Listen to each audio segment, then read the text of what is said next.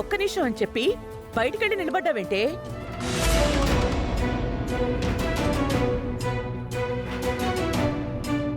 అమ్మ బయటికొచ్చి ఆగిపోయిందేంటి? లోపల ఏదైనా గొడవ జరిగిందా?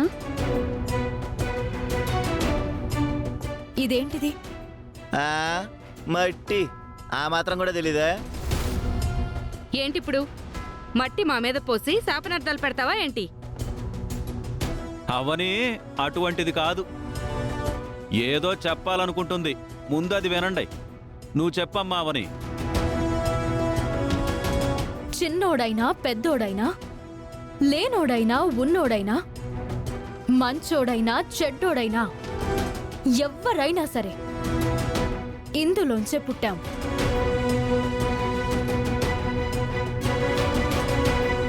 ఇందులోనే కలిసిపోతాం. శరీరం శాశ్వతం కాదు, సంపద శాశ్వతం కాదు, ఈ మట్టి మాత్రమే శాశ్వతం. ఈ పల్లెటూరికి నేను ఎన్నో జాతరలకు, ఎన్నో ఏరువాకలకు, పండుగలకు వచ్చాను. ప్రసాదాలు తయారు చేశాను. ఈ ఊరి జనం దృష్టిలో వేదవతి తర్వాత వేదవతిలా కొని ఆడబడ్డాను.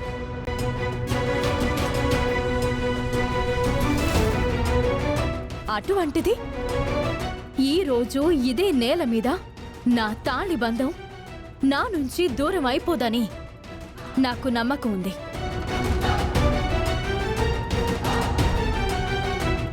ఈ మట్టి మీద, ఈ ఊరి మీద, ఈ జనం మీద నాకు నమ్మకం ఉంది. నాకు అన్యాయం జరగనివ్వరు. ఈ ఊరిలో ఎన్నో సమస్యలకు నేను పరిష్కారం చూపించాను కాబట్టి నా బ్రతుకు సమస్యల్లో చిక్కుకోదని నా విశ్వాసం.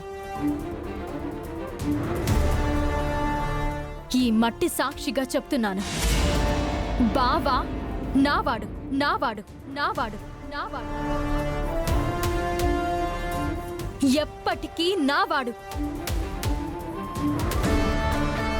కోడలి స్థానం నాదే, ఎప్పటికీ నాదే, ఎప్పటికీ నాదే.